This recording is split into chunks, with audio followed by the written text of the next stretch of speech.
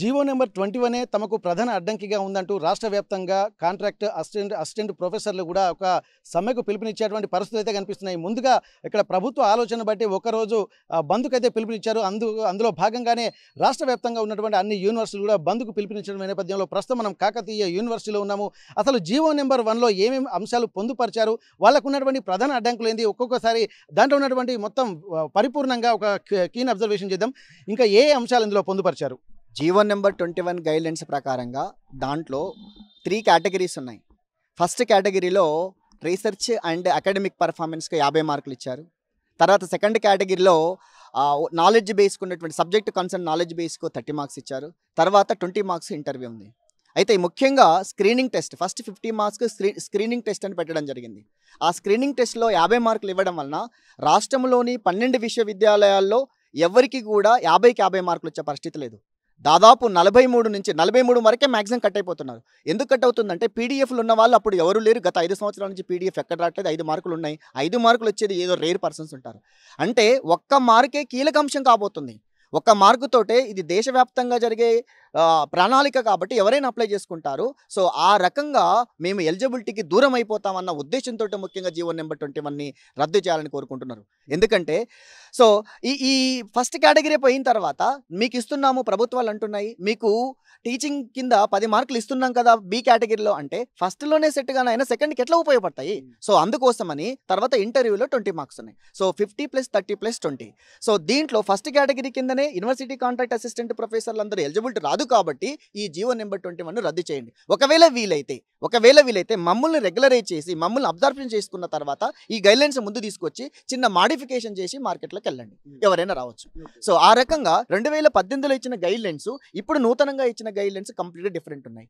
గతంలో అందరూ ఇంటర్వ్యూకి పిలిచేవాళ్ళు. ఇప్పుడు 1:10 ఫస్ట్ కేటగిరీ, తర్వాత 1:10లో వచ్చిన తర్వాత అందులో 1:5 తీయడం, తర్వాత ఫైనల్గా ఇంటర్వ్యూకి పోయడం. గతంలో ఇచ్చిన గైడ్లైన్స్కు ఇప్పుడు ఇది ఇచ్చిన గైడ్లైన్స్కు కంప్లీట్గా డిఫరెంట్.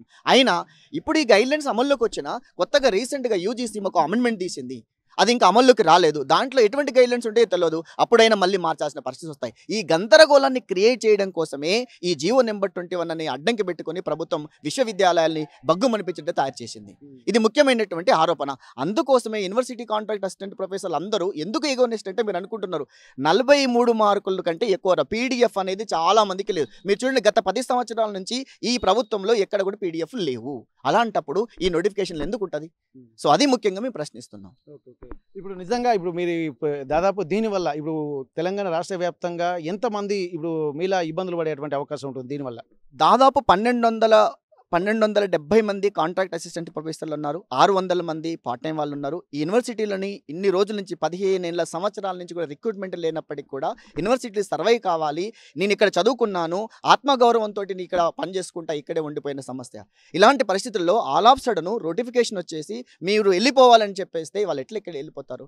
దాదాపు 60 ఏళ్ళు ఉన్న వాళ్ళు ఉన్నారు. ఈ మధ్యన ఏజ్ ఎక్స్టెండ్ చేయడం వల్ల మా యూనివర్సిటీలో దాదాపు 7 మంది ఏజ్ ఎక్స్టెండ్ చేయడం వల్ల కంటిన్యూ అవుతున్న వాళ్ళు ఉన్నారు.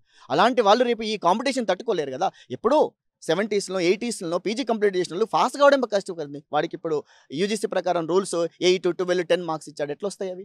కాబట్టి అందరూ దాన్ని ప్రశ్నిస్తున్నారు. విధి విధానాలు తయారు చేసినప్పుడు కేంద్ర ప్రభుత్వంలో సెంట్రల్ యూనివర్సిటీలలో మార్గదర్శకాలు తయారు చేసినప్పుడు కొన్ని రోజులు టైం ఇచ్చేసి అమెండ్మెంట్లో ఏమైనా చేంజ్ చేయొచ్చా, ఈ గైడ్లైన్స్లో చేంజ్ చేయొచ్చా అని చెప్పి అడుగుతారు. కానీ ఇక్కడ ఎక్కడ అడగలేదు. ఆల్ ఆఫ్ సడన్ 3 మేధావులు కూర్చొని గైడ్లైన్స్ ఆయన తయారు చేసేసి దీన్ని ఇంప్లిమెంట్ చేయాలి అని చెప్పేస్తే ఎలా కుదురుతుంది అనేది ప్రశ్నిస్తున్నారు విద్యావేత్తలందరూ. ఇప్పుడు ఈ యూనివర్సిటీలలో నియామకాలు లేక ఎన్ని సంవత్సరాలు అవుతుంది? దాదాపు మా కాకతీయ విశ్వవిద్యాలయంలో 2010 సంవత్సరం నుంచి అంటే 15 సంవత్సరాల నుంచి రిక్రూట్మెంట్ లేదు.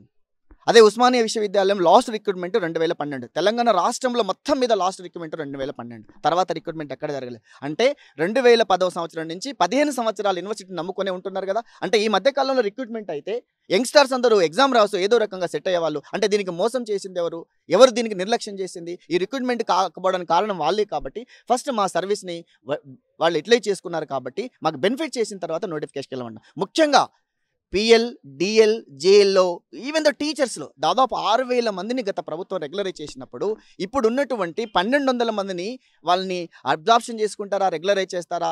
చేయకుండా చేస్తే ఎవరు కూడా ఊరుకునేది లేదు సార్. ఎందుకంటే గత ప్రభుత్వం చేసింది కాబట్టి మీరు చేయమంటారు, మేనిఫెస్టోలో పెట్టారు కాబట్టి చేయమంటున్నారు. ఓకే ఓకే ఇక్కడ మనం గమనించాల్సిన అవసరం ఏంటంటే గత 2012లోనే లాస్ట్ రిక్రూట్మెంట్ అంటున్నారు. అప్పటి నుండి ఇప్పటిదాకా నియామకాలు లేకపోవడం వల్ల వాళ్ళ ఏజ్ బార్ అయిపోయినటువంటి పరిస్థితి. ఒకవేళ ఆ సమయంలో ఉంటే వాళ్ళు యంగ్స్టర్స్గా ఉండేవాళ్ళు అప్పటి నియామకాలకు అప్పటి ఆలోచనలకు అనుగుణంగా కనుక రిక్రూట్మెంట్స్ కనుక పెట్టేస్తే అప్పుడే ఎంతోమంది సెలెక్ట్ అయిపోయి వాళ్ళు తమ జీవితాలు నిలబెట్టుకునేటువంటి వాళ్ళు ఉంటారు. కానీ దీనికి అంతటికీ కారణము ప్రభుత్వం ఉద్యోగాలు రిక్రూట్మెంట్ చేయలేకపోవడమే ప్రధాన కారణంగా అయితే మళ్ళీ కొత్త నిబంధనల పేరుతోటి ఇక్కడ రిక్రూట్ చేయడం వల్ల వాళ్ళు ఎలిజిబుల్ కాలేకపోయేటువంటి పరిస్థితి కనిపిస్తుంది. యూజీసీ నిబంధనల ప్రకారం దాదాపు మళ్ళీ కొత్త అంశాలని తెరపైకి తీసుకొచ్చిన తర్వాత 2018లో జరిగినటువంటి అంశాలకి ఇప్పటికీ చాలా తేడా కనిపిస్తుంది. కాబట్టి వీటన్నిటిని దృష్టిలో పెట్టుకొని ప్రభుత్వము ఇప్పుడు చేస్తున్నటువంటి జీవో నెంబర్ 21లో ఉన్నటువంటి వాటిని కొంత ముందు రద్దు చేయాలని అంటున్నారు. దీన్ని ఖచ్చితంగా తీవ్రంగా వ్యతిరేకిస్తున్నారు.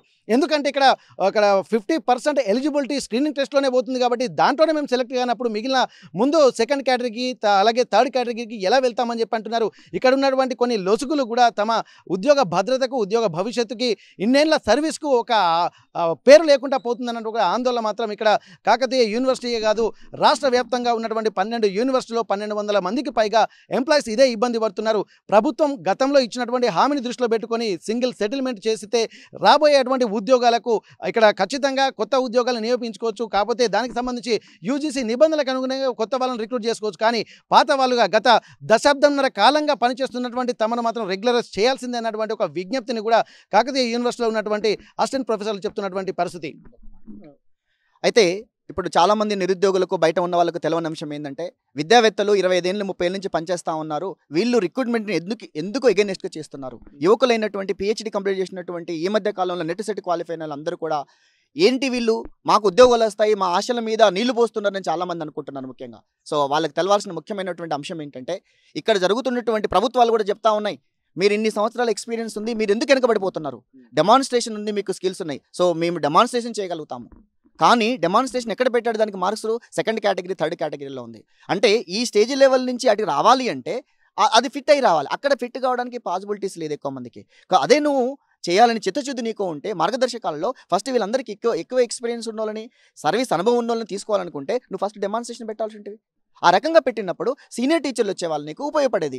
సో ఇప్పుడు రీసెంట్గా CGPA కానీ, రీసెంట్గా ప్రభుత్వాలు కానీ, యూనివర్సిటీలు కానీ పాస్ పర్సెంటేజ్ మంచిగానే వస్తున్నాయి. ఇప్పుడు 90%, 100% వస్తుంది. అప్పట్లో వచ్చేది కాదు కదా.